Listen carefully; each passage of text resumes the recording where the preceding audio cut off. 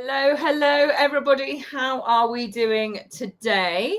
I am extremely excited to have not only one of my pivotal mentors on here with me, who has really helped me see property and business from a different angle, but also has genuinely become a special friend, and that is Gillie Barlow. Hi, Gillie. How are you this morning? I'm very well, Emma. Very excited to be on once again another of your incredible chat shows as I see them.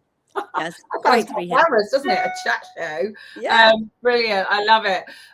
Well, Gillie, for those people who perhaps haven't come across you yet, would you mind just giving yourself a quick introduction, who you are? That would be amazing. Yeah, of course, Emma. So I'm an identical twin. I live in Oxfordshire with I say three of my children. I have three boys. Not all of them live with me now, but I seem to have a menagerie of all sorts that do live with me. So yeah, that's me. I live in Oxford and have lived here pretty much all my life. Amazing. So I suppose where I had heard of Gillie sort of here and there in my journey of property. And I started with rent to rent serviced accommodation. And for me, the next logical step with rent to rent was to go to purchase lease options. Because literally all you're doing is you're still renting it, but you're just agreeing to buy it for a certain price in the future. So I was kind of searching around who might be able to help me with that.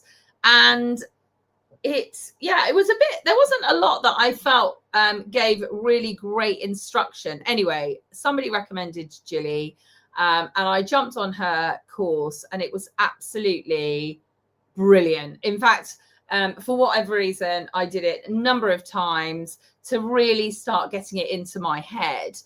And that was kind of my initial journey of meeting Gillie. And then actually I joined her year-long program. And yeah, I really love the way Gillie looks at things from quite a different angle. And you'll hear me talking about this. There are people that I really am attracted to. They see things differently. And I think that works for me too, because I also kind of don't necessarily see things the same. And what really struck me with Gillie is this just absolute zest that everything, it's almost like the saying, if you believe and conceive, you can achieve. Like Gillie just thinks that.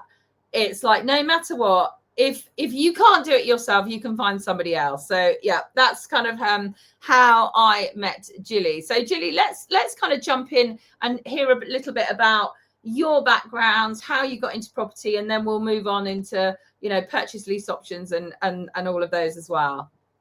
Okay, absolutely brilliant. So Emma, don't forget, this is me that's speaking. So if you need to interject and shut me up, you just do that, okay?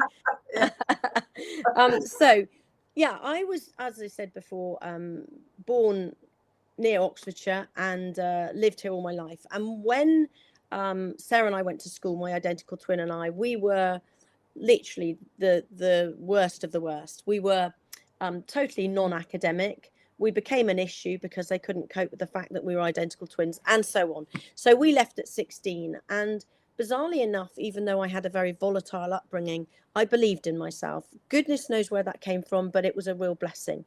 And I was excited by life. Sarah was always a little bit of the sad one, and I was generally always happy most of the time. And I just saw life as a gift from a very young age, even though I didn't realize that at the time. Looking back retrospectively, I really believed that there was something out there for me, irrespective of whether I was pretty rubbish at most things, and had been brought up to believe that. So when I was 21, just before then, actually, we all went off to Kenya because my father semi-retired, and mum and dad had been born and brought up in Kenya and had met out there. My mother was born up on an asparagus farm, of all things, and my father was in the civil service, and they had met, and they wanted to take us back to where they were, where they met and where they got married, etc., etc. While we were out there, the four girls went on an overland trip to a place called Turkana, which is like the desert of Kenya.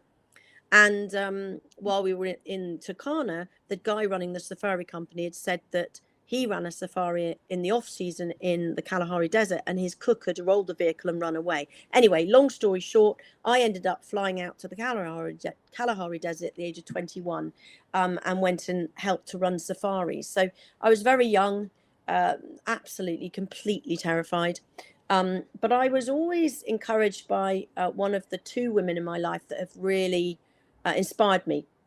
And that's a lady called Jackie Pullinger, who at the age of 22, the year I was born, had gone off to Hong Kong on a boat because nobody had sponsored her or helped or supported her because she didn't have a degree. She could only afford a one-way ticket. And she went at the age of 22 to help with the triad gangs and the drug addicts in the back streets of Hong Kong. And I thought to myself, goodness gracious, if she can do that, I can certainly go off to the Kalahari Desert and help run safaris. So that's what I did. And while I was out there, I had a dream, and the dream was about, I know it's a bit surreal, but it was. The dream was about a mountain house and disabled children.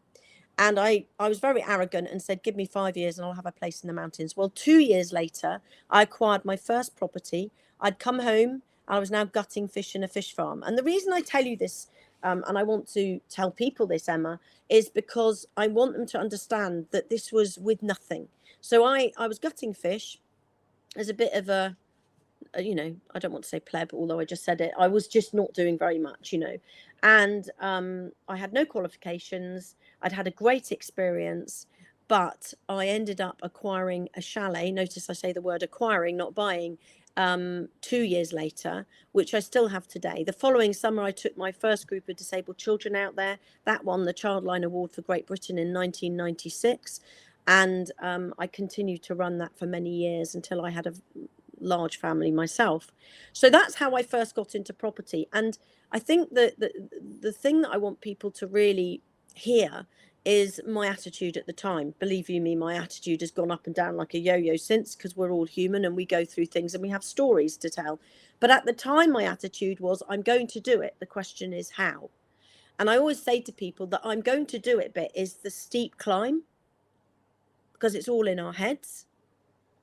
But once you get to that point of going, yeah, I'm going to do this, how you're going to do it is the exciting part. It's the creative part.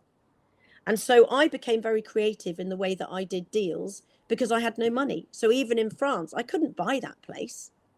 Now, in those days, which was 1989, in the sort of year of the era of the dinosaur, they weren't teaching property. There was no teachers out there. There was nobody explaining what a purchase lease option was or a rent to rent. You were either an estate agent or a letting agent. And so I sort of devised strategies myself. Obviously, I only devised them for me because they were strategies that had been being used for many years, but they weren't being taught, so no one taught me. So in my view, I devised strategies and other strategies as well to help people acquire property without having to have money. And that's what I did. Now, some years later, when I married an accountant. I'm not married to him anymore. And had I spent any money, I would have been hung or shot at dawn. So I learned ways to, again, mitigate risk.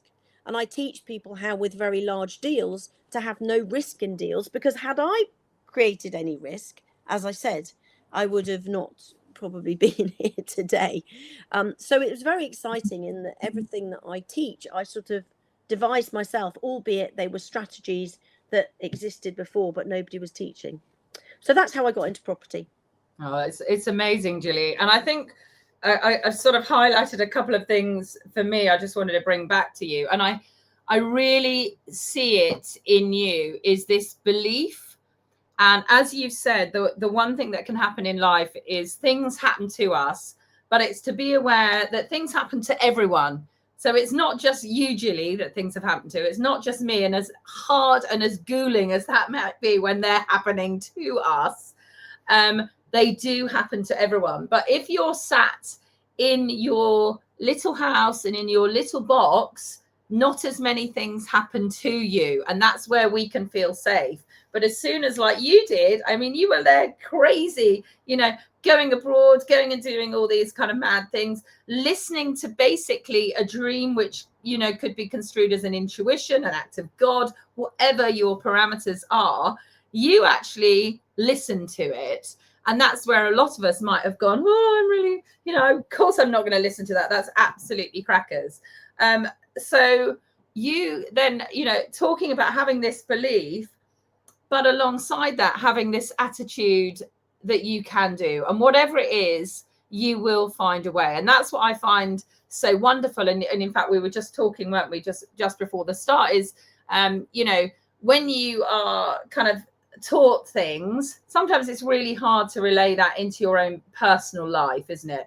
And I think that's something that you do really well, Gillie, is that you are able to kind of sort of see things and help people kind of see it themselves, how they can potentially find a solution, whether it's within themselves or whether it's JVing or whether it's, learning something new, whatever it is. Generally, if you can sort of conceive it, there is a way of you doing that.